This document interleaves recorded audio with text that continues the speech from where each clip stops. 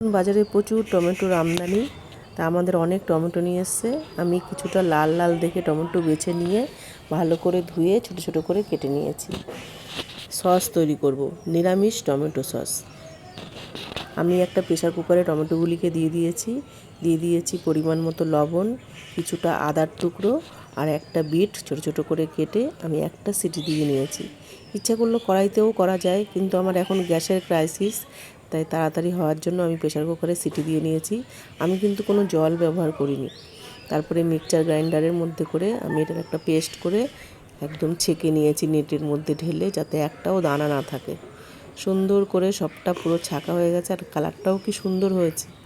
তারপরে আমি ইন্ডাকশানের মধ্যে এই মিশ্রণটাকে পুরো জাল বসিয়ে দিয়েছি, কারণ গ্যাসে করলে অনেকটা গ্যাস পুড়বে, তাই আমি ইন্ডাকশানে একটু কমিয়ে নিয়েছি।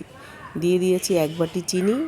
যে যার প্রয়োজন মতো চিনি ব্যবহার করবে। আমি যেহেতু মাঝে মাঝে এটা সবজির মধ্যেও ব্যবহার করব, তাই আমি বেশি চিনি এর মধ্যে ব্যবহার করিনি। আর একটু লবণ দিয়ে দিলাম, আর একটু লাল লঙ্কার গুঁড়ো, আর একটু তেঁতুলের পাল্প দিয়ে দিয়েছি। দিয়ে কিছুক্ষণ নেড়ে নিয়েছি। যখন দেখেছি প্রায় হয়ে এসছে, তখন আমি এর মধ্যে কিছুটা ভিনিগার দিয়ে দিয়েছি। ভিনিগার দিলে এটা অনেক দিন পর্যন্ত ভালো থাকে। তারপরে একটা প্লেটে ঢেলে দেখেছি যখন এর থেকে আর জল ছাড়ছে না, তখন আমি বুঝলাম যে আমার সসটা পুরো রেডি। একটা কাচের জারের মধ্যে ঠান্ডা হয়ে যাওয়ার পরে আমি ঢেলে রেখেছি। আমি তো এভাবেই প্রতি বছর টমেটো সস তৈরি করি। তোমরা কে কে কেমনভাবে তৈরি করো অবশ্যই আমাকে কমেন্ট করে জানিও।